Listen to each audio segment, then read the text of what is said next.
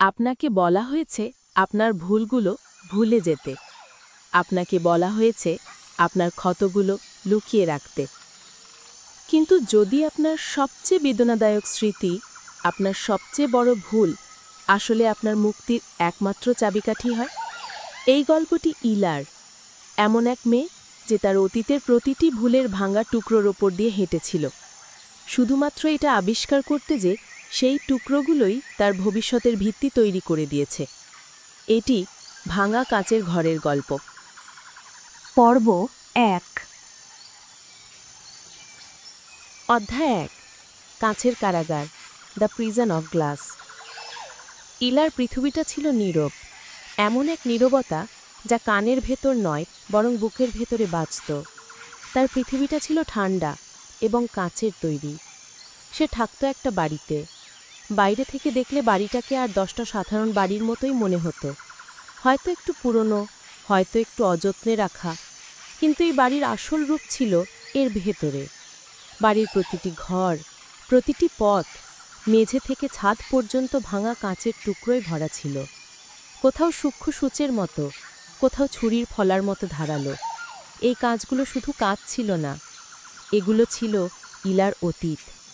প্রতিটি টুকরো ছিল একটি করে স্মৃতি, একটি করে ভুল, একটি করে অনুশোচনা। হলঘরের ঠিক মাঝখানে পড়ে থাকা ওই গাঢ় সবুজ কাঁচের টুকরোটা, ওটা ছিল সেই চাকরির ইন্টারভিউ যা সে ভয়ে দিতে যায়নি। জানালার পাশে ছড়িয়ে থাকা ওই স্বচ্ছ কাজগুলো, ওগুলো ছিল সেই সব নিষ্ঠুর কথা যা সে তার প্রিয় বন্ধুকে রাগের মাথায় বলেছিল এবং আর কখনো ফিরিয়ে নিতে পারেনি। আর শোভার ঘরের দরজায় স্তূপ হয়ে থাকা ওই লালচে আভা দেওয়া কাঁচগুলো, ওটা ছিল তার ভেঙে যাওয়া সম্পর্ক, সেই শেষ বিদায় যা সে মেনে নিতে পারেনি। এই ছিল ইলার ঘর, তার কারাগার। এবং এই কারাগারে ইলা নিজেকে এক কোণে বন্দি করে রেখেছিল, রান্নাঘরের এক কোণে, যেখানে এখনও কিছুটা মসৃণ মেঝে বাকি ছিল, এক টুকরো নিরাপদ আশ্রয়। তার পৃথিবীটা ছিল ওই 3 বর্গফুট জায়গা। সে ওখানেই ঘুমোতো, ওখানেই জেগে থাকত, কারণ সে নড়তে ভয় পেত। সে কাঁচকে ভয় পেত, অতীতকে ভয় পেত। মাঝে মাঝে সে দরজার দিকে তাকাত, ভাবত এই বাড়ি থেকে বেরিয়ে যাবে, কিন্তু দরজার পথটিও ছিল সবচেয়ে ধারালো কাজ দিয়ে ঢাকা। বেরিয়ে যাওয়ার অর্থ ছিল সবচেয়ে গভীর ক্ষতগুলোর মুখোমুখি হওয়া, আর ইলার সেই সাহস ছিল না। তাই সে তার কোণেই থাকত, সে তার অতীতকে এড়িয়ে চলত।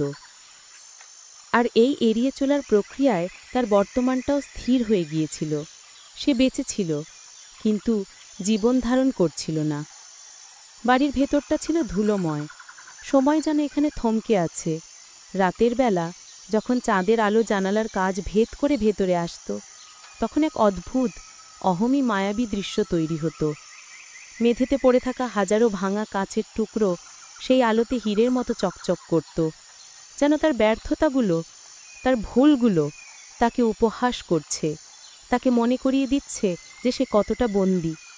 ইলা সেই আলোর দিকে তাকাতে পারত না, সে চোখ বন্ধ করে থাকত। সে ভান করত যে এই বাড়ি, এই কাঁচ কিছুই নেই, কিন্তু ভান করলেই কি সত্যিটা বদলে যায়? ব্যথা কি তাতে কমে যায়? না, বরং তা আরও গভীর হয়।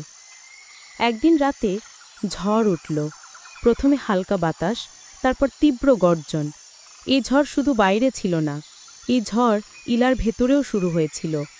বাতাসের ঝাপটায় বাড়ির পুরনো জানালাগুলো কাঁপতে লাগল। ইলা তার নিরাপদ কোণে আরও গুটিয়ে বসল। সে চোখ বন্ধ করে প্রার্থনা করতে লাগল যেন এই ঝড় থেমে যায়। কিন্তু ঝড় থামল না। হঠাৎ এক প্রচণ্ড শব্দ হলো, যেন আকাশ ভেঙে পড়ল। রান্নাঘরের ঠিক উপরের ছাদের একটা অংশ ঝড়ের দাপটে ভেঙে পড়ল, সরাসরি ইলার সেই নিরাপদ কোণটার উপর। ইলা কোনোমতে নিজেকে সরিয়ে নিল, কিন্তু যখন ধুলো থিতিয়ে এলো, সে দেখল তার সেই 3 বর্গফুট মসৃণ জায়গাটুকু আর নেই। সেটা এখন ছাদের ভাঙা অংশ আর নতুন ধারালো কাঁচের টুকরোয় ভরে গেছে। তার শেষ আশ্রয়টুকুও ধ্বংস হয়ে গেল। ঠান্ডা বাতাস এখন ভাঙা ছাদ দিয়ে হু হু করে ঢুকছে। ইলা কাঁপছিল। তার সামনে এখন 2টি পথ, হয় সে এইখানেই ঠাই বসে থাকবে, এই ঠান্ডায়, এই নতুন ভাঙা কাচের মধ্যে, আর ধীরে ধীরে জমে মারা যাবে, নাকি সে ওই কাঁচের উপর দিয়ে হাঁটবে। সে চোখ তুলে তাকালো। এই প্রথমবার সে ভয়কে ছাপিয়ে বাড়ির অন্য প্রান্তের দিকে তাকালো, হলঘরের শেষ প্রান্তে সেই প্রধান দরজার দিকে। সে দেখতে পেল দরজার নিচের ভাগ দিয়ে ভোরের প্রথম আলোর একটা ক্ষীণ রেখা দেখা যাচ্ছে। আলো। সেখানে পৌঁছানোর একটাই পথ, এই কাঁচের কারাগার পার হতে হবে। অতীতের প্রতিটি বেদনাদায়ক টুকরোর উপর পা ফেলতে হবে। ইলা নিঃশ্বাস নিল। বাতাসে তখনও ধুলো আর ঝড়ের গন্ধ। সে তার কাপা পাটা মাটি থেকে তুলল এবং তার প্রথম পদক্ষেপটি নিল। পর্ব 2। অধ্যায় 2, বেদনাদায়ক পদক্ষেপ, দ্য পেইনফুল স্টেপস। প্রথম পদক্ষেপ সবসময় সবচেয়ে কঠিন। ইলা চোখ বন্ধ করল। তার সমস্ত শরীর ভয়ে কাঁপছিল। তার নিরাপদ কোণটি, তার সেই ছোট্ট আশ্রয়, ধ্বংস হয়ে গেছে। পেছনে ফেরার আর কোনো পথ নেই। সামনে শুধু কাঁচ, আর হলঘরের অন্য প্রান্তে এক চিলতে আলো। সে তার কাঁপা পাটা শূন্যে তুলল এবং নিচে নামালো। ধারালো কাঁচ তার পা ভেদ করল। যন্ত্রণা, তীব্র জ্বলে ওঠা এক যন্ত্রণা। তার মুখ দিয়ে একটা চাপা আর্তনাদ বেরিয়ে এলো। তৎক্ষণাৎ তার ভেতরের প্রতিটি সত্তা চিৎকার করে উঠল, ফিরে এসো, সরে যাও, পালিয়ে যাও। কিন্তু ইলা পা সরাল না, কারণ সে জানত পালানোর আর কোনো জায়গা নেই। তার পায়ের নিচে ছিল সেই গাঢ় সবুজ কাঁচের টুকরোটা, সেই চাকরির ইন্টারভিউ যা সে ভয়ে দিতে যায়নি। যন্ত্রণাটা শুধু তার পায়ে ছিল না, এটা বিদ্যুতের মতো ছড়িয়ে পড়ল তার বুক জুড়ে। সে আবার সেই মুহূর্তটা দেখতে পেল। তরুণী ইলা অফিসের বড় দরজার সামনে দাঁড়িয়ে আছে, তার হাত ঘামছে, বুক ধরফর করছে।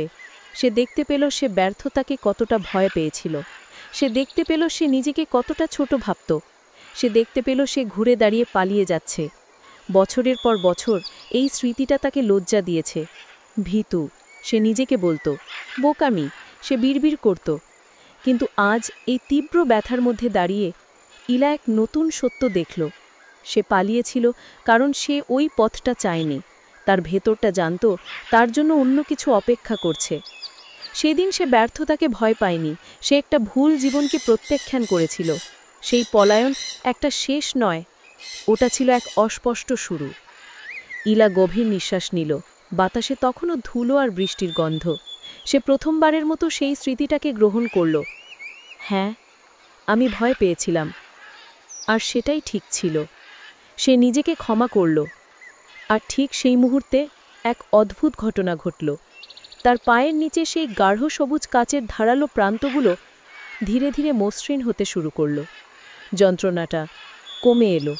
কাঁচটা এখনও সেখানেই ছিল, কিন্তু সেটা আর তাকে আঘাত করছিল না। এটা এখন শুধু তার অতীতের একটা অংশ। উৎসাহ পেয়ে ইলা তার পরের পদক্ষেপ নিল। এবার তার পা পড়ল এক লালচে আভার কাঁচের ওপর। সেই ভেঙে যাওয়া সম্পর্ক। তৎক্ষণাৎ সেই পুরনো যন্ত্রণা ফিরে এলো। সেই শেষ ঝগড়া, সেই চিৎকার, সেই কান্নার শব্দ, দরজার সজোরে বন্ধ হয়ে যাওয়ার শব্দ। তার বুকটা ভার হয়ে এলো। এই স্মৃতিটা ছিল আরও গভীর, আরও জটিল। এখানে শুধু তার ভুল ছিল না, ছিল প্রতারণা, ছিল অবহেলা। কেন সে বোঝেনি? কেন আমি বলিনি? কেন আমরা চেষ্টা করিনি? এই প্রশ্নগুলো বছরের পর বছর তাকে কুড়ে কুড়ে খেয়েছে। কিন্তু এখন সেই লাল কাচের উপর দাঁড়িয়ে সে আর প্রশ্ন করল না, সে উত্তরটা দেখল। সে দেখল এই ভাঙা সম্পর্ক তাকে কি শিখিয়েছিল। এটা তাকে শিখিয়েছিল আত্মসম্মান কাকে বলে। এটা তাকে শিখিয়েছিল ভালোবাসার নামে অবহেলাকে মেনে না নিতে। এটা তাকে শিখিয়েছিল যে কখনো কখনো সবচেয়ে সাহসের কাজ হলো একা হয়ে যাওয়া। ধন্যবাদ, সেই লাল কাঁচটাকে উদ্দেশ্য করে বলল, ধন্যবাদ আমাকে শেখানোর জন্য। সে ওই সম্পর্কের যন্ত্রণা এবং শিক্ষা দুটোকেই গ্রহণ করল। আর সেই লাল কাঁচের টুকরোটাও তার ধার হারালো। এটা এখন তার পায়ের নিচে একটা উষ্ণ মসৃণ পাথরের মতো নিক করল। ইলার ভয় কেটে যেতে লাগল। তার জায়গায় এলো এক গভীর মনোযোগ। সে হাঁটতে শুরু করল, একটার পর একটা পদক্ষেপ। স্বচ্ছ কাঁচ, সেই নিষ্ঠুর কথাগুলো যা সে রাগের মাথার বলেছিল, সে সেগুলোকে গ্রহণ করল। শিখল শব্দের ওজন। নীল কাঁচ, সেই হারিয়ে যাওয়ার স্বপ্ন যা পূরণ হয়নি সেটাকেও গ্রহণ করল, শিখল স্বপ্নের পথ বদলাতে হয়। হলুদ কাঁচ, বন্ধুদের সাথে সেই ভুল বোঝাবুঝি সে গ্রহণ করল, শিখল ক্ষমার শক্তি। প্রতিটি পদক্ষেপ ছিল একটি স্মৃতি, প্রতিটি স্মৃতি ছিল একটি যন্ত্রণা, আর প্রতিটি যন্ত্রণা রূপান্তরিত হচ্ছিল এক গভীর শিক্ষায়।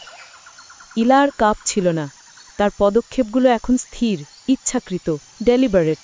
সে আর কাজগুলোকে এড়িয়ে চলছিল না, সে সচেতনভাবে সেগুলোর উপর পা ফেলছিল, সে সেগুলোর মুখোমুখি হচ্ছিল। সে তার অতীতকে, তার ভুলগুলোকে, তার ক্ষতগুলোকে ব্যবহার করছিল। তার পায়ের নিচের পথটা আর কারাগার ছিল না, এটা একটা মানচিত্র হয়ে উঠছিল, তার নিজের জীবনের মানচিত্র। আর সেই মানচিত্রের প্রতিটি ভাঙা টুকরো মসৃণ হয়ে উঠছিল। অবশেষে দীর্ঘ সময় পর সে পৌঁছালো হলঘরের শেষ প্রান্তে, প্রধান দরজার সামনে। বাইরের ঝড় থেমে গেছে, ভোরের আলো এখন স্পষ্ট।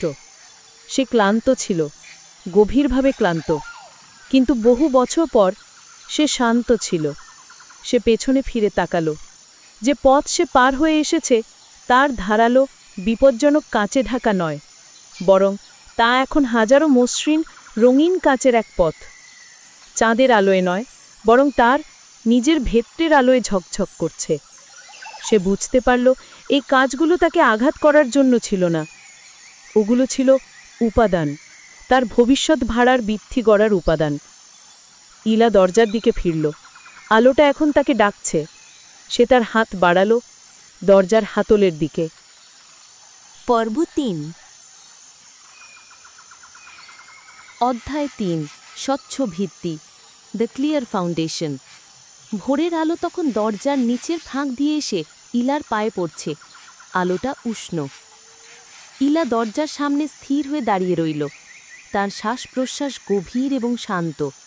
তার সেই পুরনো ভয়, সেই আতঙ্ক আর নেই। সে শুধু এক গভীর ক্লান্তি অনুভব করল। কিন্তু এটা সেই ক্লান্তি নয় যা মানুষকে দুর্বল করে দেয়। এটা সেই ক্লান্তি যা এক দীর্ঘ কঠিন যুদ্ধ শেষ হওয়ার পর আসে। এটা ছিল শান্তির ক্লান্তি। সে তার হাত দিয়ে দরজার কাঠের মসৃণ শথ বা পৃষ্ঠ স্পর্শ করল। দরজাটা খোলার আগে সে শেষবারের মতো একবার পেছনে ফিরে তাকালো, যে পথ সে পার হয়ে এসেছে সেদিকে। এবং যা দেখল তাতে তার নিঃশ্বাস আটকে গেল। মেঝেটা আর সেই ভয়ঙ্কর ভাঙা কাচের টুকরোয় ভরা ছিল না। না, কাঁচগুলো সেই সবুজ, সেই লাল, সেই স্বচ্ছ, সেই নীল, সব টুকরো, সব স্মৃতি, সব যন্ত্রণা, ওগুলো অদৃশ্য হয়ে যায়নি। ওগুলো আর আলাদা ছিল না, বরং সেগুলো সব একসাথে মিশে গেছে, একত্রিত হয়ে একটি অখণ্ড মসৃণ মোজাইক মেঝে তৈরি করেছে। তার অতীতের প্রতিটি ভাঙা টুকরো এখন একটি সুন্দর জটিল নকশার অংশ। ভোরের প্রথম আলো যখন সেই মোজাইক মেঝের উপর পড়ল, তখন ঘরটা হাজারো রঙে ভরে উঠল। যে কাঁচগুলো একসময় তাকে আঘাত করত, এখন সেগুলোই আলোকে প্রতিসরণ করে এক অপূর্ব দৃশ্য তৈরি করেছে। যা ছিল ধারালো তা এখন মসৃণ, যা ছিল ভাঙা তা এখন অখণ্ড, যা ছিল বেদনাদায়ক তা এখন সুন্দর। ইলা বুঝতে পারল এই বাড়িটা কোনো কারাগার ছিল না, এটা ছিল একটা নির্মাণাধীন স্থান, তার নিজের হাতে গড়া একটি আশ্রয়। এবং সেই ভাঙা কাজগুলো, ওগুলো তার দুর্বলতা ছিল না, ওগুলো ছিল তার নির্মাণ সামগ্রী। তার অতীত, তার ভুল, তার প্রতিটি ক্ষত, সব কিছুই প্রয়োজন ছিল এই মজবুত স্বচ্ছ ভিত্তিটি তৈরি করার জন্য। এই ভিত্তি যার উপর সে এখন দাঁড়িয়ে আছে, এমন এক ভিত্তি যা তাকে আর কেউ কখনো কেড়ে নিতে পারবে না, কারণ এটা তার নিজের, তার যন্ত্রণা, তার শিক্ষা এবং তার বেঁচে থাকার শক্তি দিয়ে গড়া। সে বুঝতে পারল তার অতীতকে ভুলে যাওয়ার কোনো প্রয়োজন নেই, তার ক্ষতগুলোকে লোকানোরও কোনো প্রয়োজন নেই, কারণ তার অতীতই তাকে সে বানিয়েছে যা সে আজ, অনন্য এবং দুর্ভেদ্য। ইলা আর সেই বাড়ির ভেতরে বন্দী ছিল না, সে এখন এই বাড়ির মালিক। সে এখন এই বাড়ির যে কোনো জায়গায় অবাধে হাঁটতে পারে। এক গভীর প্রশান্তি নিয়ে ইলা দরজার দিকে ফিরল। তার হৃদয়ে আর কোনো দ্বিধা ছিল না। সে হাতলটা ধরল, মোচড় দিল এবং পাল্লাটা খুলে ফেলল। দরজাটা একটা মৃদু শব্দ করে খুলে গেল। বাইরে কোনো জাদুকরী পৃথিবী ছিল না, ছিল শুধু একটা নতুন সকাল, নির্মল বাতাস, পাখির ডাক আর ভোরের স্নিগ্ধ আলো। বাইরে ছিল জীবন। ইলা এক পা বাড়ালো। তার পা সেই নতুন স্বচ্ছ ভিত্তির উপর থেকে সরে গিয়ে বাইরের পৃথিবীর মাটি স্পর্শ করল। সে থামল না, সে হাঁটতে থাকলো সেই ভোরের আলোর দিকে।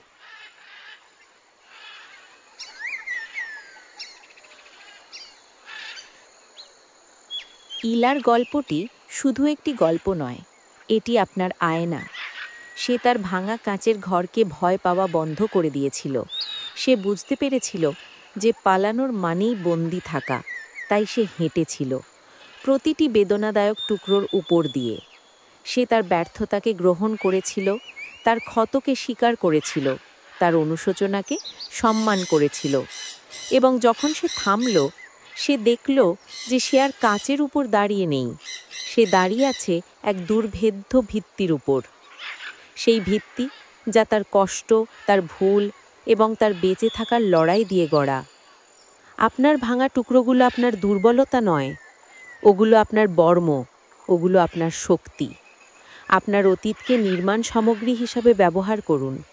এখন ঘুমানোর সময়, কিন্তু যখন আপনি কাল সকালে উঠবেন, প্রশ্নটি হলো, আপনি কি আপনার কাঁচের ঘরে বন্দি থাকবেন, নাকি সেই ভাঙা টুকরোগুলো দিয়ে নিজের ভিত্তি তৈরি করার সাহস দেখাবেন?